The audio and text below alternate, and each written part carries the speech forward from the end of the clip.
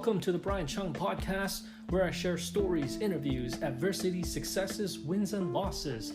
This is track 14, where I'm going to share 3 tips for buying your dream home during the COVID-19 pandemic. And you also may be wondering at this time, are people still buying and selling homes? The short answer is yes.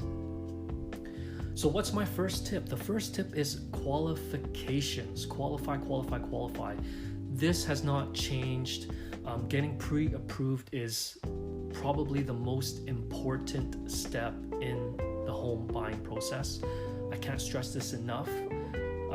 Financial institutions are much more strict now than they were pre-2018. Also, with all of the emergency funding, all the loans, you just need to make sure. So now is the time to do that. Otherwise, you end up wasting everyone's time, including your own, and set yourself up for disappointment.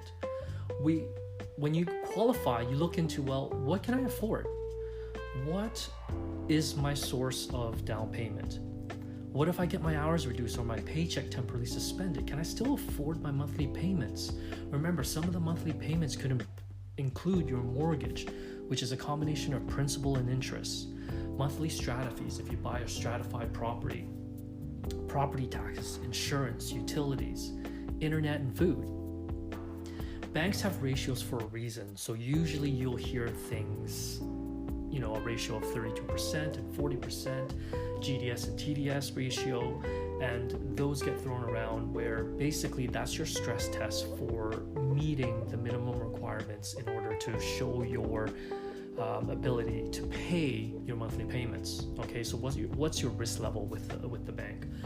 This will help also determine the price point which you can buy and the payments you're comfortable with, and help drive the location. Vancouver is a very expensive city, and knowing exactly what you can afford will help you and your realtor narrow down the specific areas to look and buy.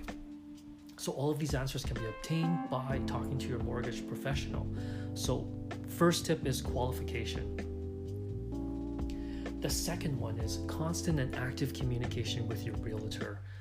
This is even more important now as there's going to be less face-to-face meetings.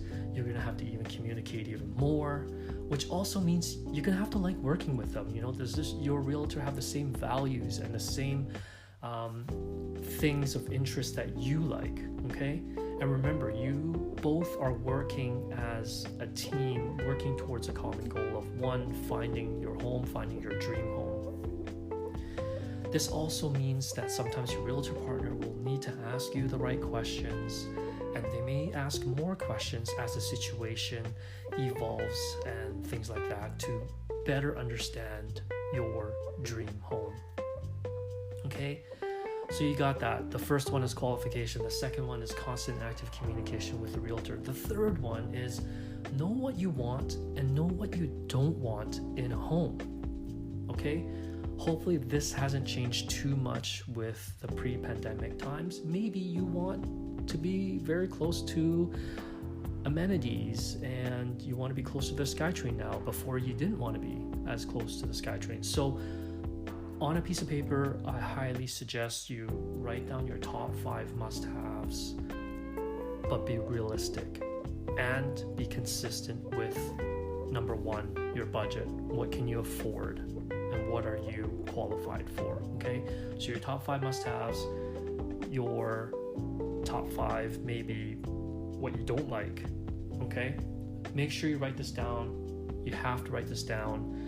And more importantly, if you're buying with another person, such as your significant other, make sure you both sit down, compare lists, have a discussion, and agree on what are then your top 3 or your top 5 must-haves and your non-negotiables, okay?